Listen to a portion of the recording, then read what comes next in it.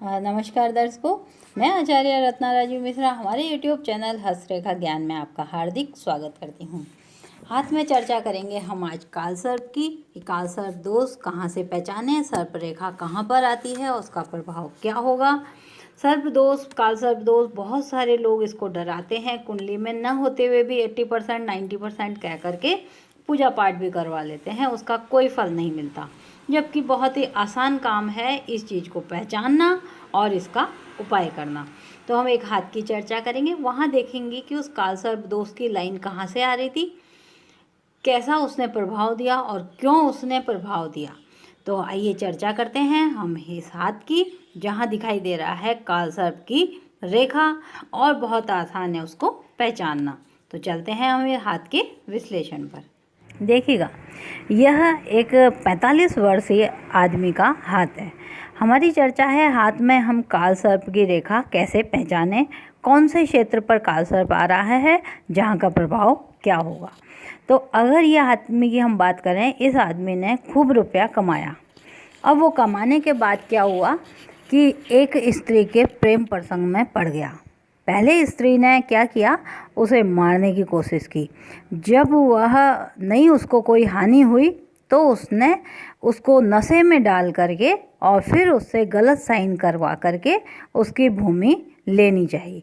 अब ये व्यक्ति ज़बरदस्ती उसको भूमि देगा क्योंकि उसने वहाँ पर साइन कर रखे हैं। यहाँ पर हम पहचानेंगे कि कालसर्प दोष यानी कि सर्प रेखा कहाँ से जा रही है और उसने ऐसा क्यों किया। देखिएगा, कालसर्प यहाँ पर अगर हम कहें तो कभी कभी पंचम भाव में जब सर्प प्रभाव होता है, कालसर्प दोष होता है, तो संतान होने में दिक्कत आती है। जब संतान के स्थान पर राहु या केतु हो, लेकिन भाग्य स्थान पर गुरु हो, तो वहाँ पर संतान जीवित रहेगी या संतान से चिंता नहीं आएगी। अगर हम हाथ की बात करें तो इस जगह इस व्यक्ति के इस तरह का चक्र है। चक्र कहाँ कहाँ पर है, चक्र देखें तो अंगुलियों में सारी जगह चक्र है, खूब पैसों वाला इंसान है। उत्तम साइन कहें, यह कनिष्का अंगुली बहुत लंबी निकल रही है, धन के लिए बढ़िया है। यहाँ पर अगर हम जीवन रेखा को देख रहे हैं तो जीवन रेखा कुछ इस तरह से खंडित है। यह जो लाइन दिख रही है यह भाग्य रेखा है, ये अपनी भाग्य रेखा है। अब ये क्या कह रहा है कि कालसर्प दोष का प्रभाव इस हाथ में कहाँ दिखाई दे रहा है। तो आप गौर से अगर देखें, यह क्षेत्र आता है मंगल का और यह क्षेत्र आता है शुक्र का।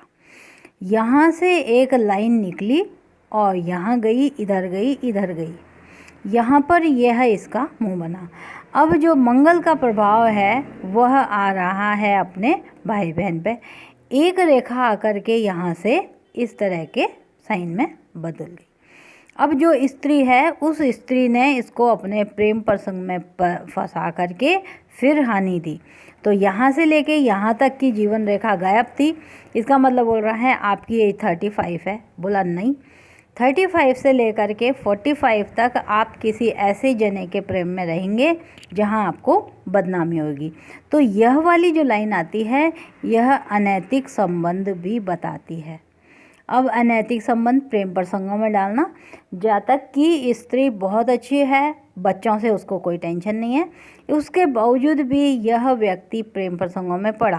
क्यों कि इधर से देखेगा हृदय रेखा यहाँ पर खराब हो रही है।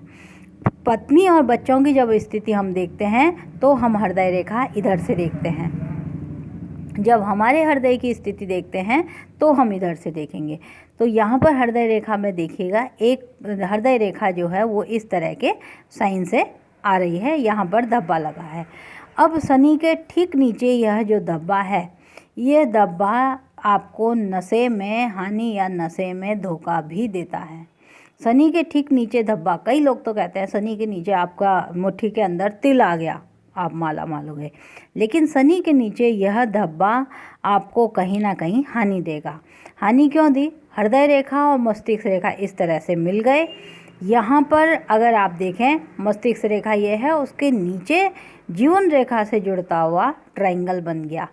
जीवन रेखा से नीचे जब ट्रायंगल बनता है तो भूमि हटने का योग बनेगा। यहाँ पर भूमि में उसको धोखा हो गया। किससे हुआ? उसके ही अनैतिक संबंध से। क्यों हुआ? अब देखिएगा, शनि पर चक्र इंसान को अकेलापन देता है। वो बोलेगा कि इंसान सात्विक रहे, अकेलापन दे। जातक के 2 पुत्र हो गए। जब उसने कहा 2 पुत्र क्यों? गुरुपुत्र देता है, शनि अकेलापन या लड़कियां देता है। वहाँ पर जीवन रेखा खराब हो गई। अब यह यहाँ से प्रेम प्रसंगों में पड़ गया, जहाँ इसने अगर हम बोले 21 से 45 तक जितनी संपत्ति कमाई थी वो सारी संपत्ति इसकी लॉस में आ गई है, हानि में आ गई, और जो इसको ज़बरदस्ती उसे देनी पड़ेगी। तो यह सर्प प्रभाव की रेखा कहाँ पर आ रही है? देखेगा मंगल क्षेत्र पर। यह जगह यहाँ पर अगर हम कहते हैं हथेली के बीच में यहाँ पर, तो ये राहु क्षेत्र है। राहु के क्षेत्र में राहु और मंगल अंगारक योग बनाते हैं। मंगल भाई का कारक होता है, भूमि का कारक होता है, ब्याज सूद फाइनेंस का कारक होता है। उसके रूप में इनको हानि दी। अब देखिएगा, आप बोलते हैं जहाँ आपके पास अगर खराब चिन्ह आया वहीं आपके पास कहीं ना कहीं बचने का उपाय भी आएगा। अब उपाय के लिए अगर हम देखें तो इनको क्या करना चाहिए? यहाँ पर सर्प प्रभाव की रेखा इनको दिखाई दे रही है। मंगल क्षेत्र पर सर्प प्रभाव यानी आपको काल सर्प योग की अगर यहाँ पर बोलें तो सबसे अच्छा होता है आप शिव जी की आराधना करें। मंगल क्षेत्र पर है तो शास्त्रों में अगर हम बोलें तो हनुमान जी का जो रूप है वो शिव जी के ही अवतार के रूप में है। शिव जी ने हनुमान जी के रूप में अवतार लिया और वह उनने विष्णु भगवान की यानी रामचंद्र जी की सहायता की।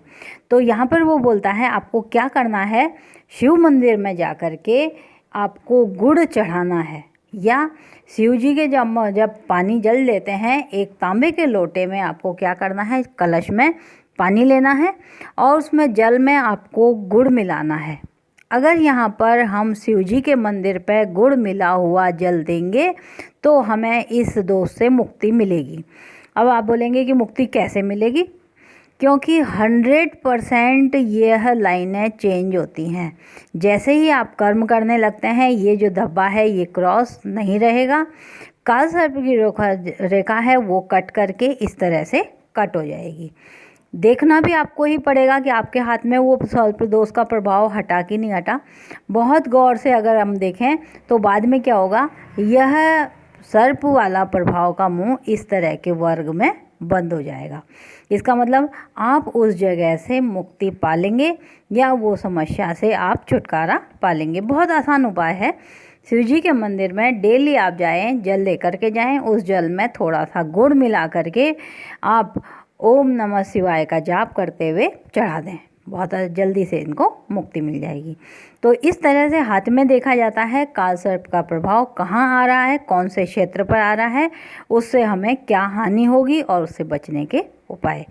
चाहते हैं अगर आप कि आपके हाथ का विश्लेषण किया जाए इतनी ही गहनता से, तो वहाँ आप हमें दिए गए